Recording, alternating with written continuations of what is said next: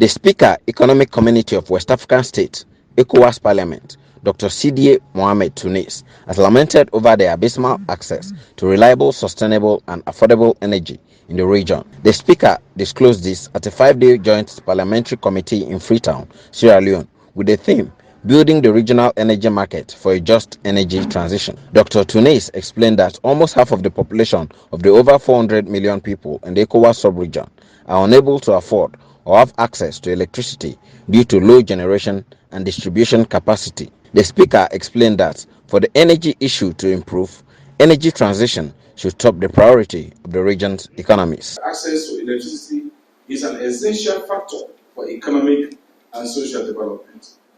Today, electricity is used for primary needs such as health, education, and food security. Electricity improves productivity in the agro-food sector and facilitates food preservation. It is therefore only fair to conclude that access to reliable, sustainable, and affordable electricity is key to reducing poverty and improving the living standard of all. That said, the reality is still very much stark. More than half of the population of our region, that is so large and so rich in energy resources, has no access to electricity. With a total population of over 400 million, only half, 50%, have access to electricity, while the remaining almost 200 million lack access to power due to low generation or poor distribution capacity. This unfortunate reality has impacted negatively on the performance and competitiveness of our businesses, particularly our manufacturing plants that rely heavily on sustainable power supply to survive.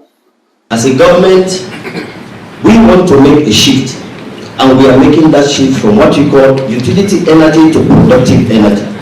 Because when we had electricity in this country before, electricity was essentially to power house, hospitals, mobile phones, refrigerators.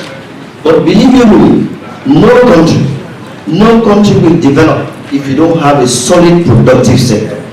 And the productive sector cannot move an inch if you don't have expansive energy access.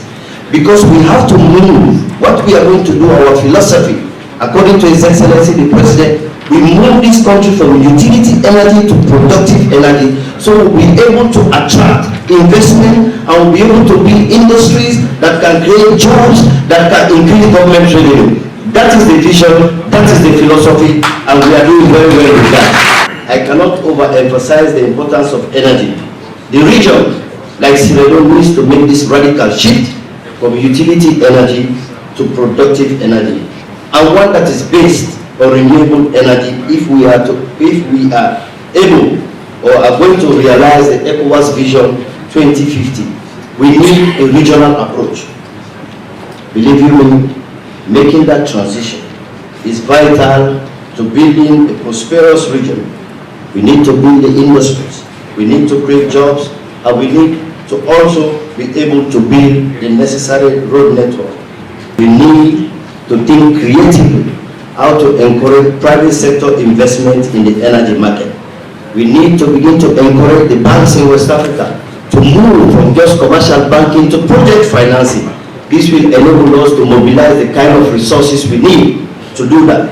Because when you look at the history of the Transco, you realize that the investment in the Transco line is essentially largely driven from outside of Africa.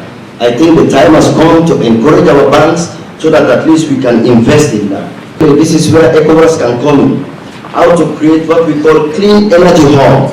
Countries like Nigeria, like Ghana, like Senegal, they produce gas. How can we tap into that gas market? How are we going to create an energy hub wherein these three countries that have liquefied natural gas can become the hub to reduce the cost of energy and also expand the access to renewable energy? We can still use that hub to create what we call the mineralization hub.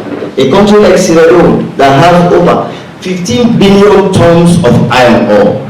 Most of this iron ore is transported 16,000 kilometers to Asia.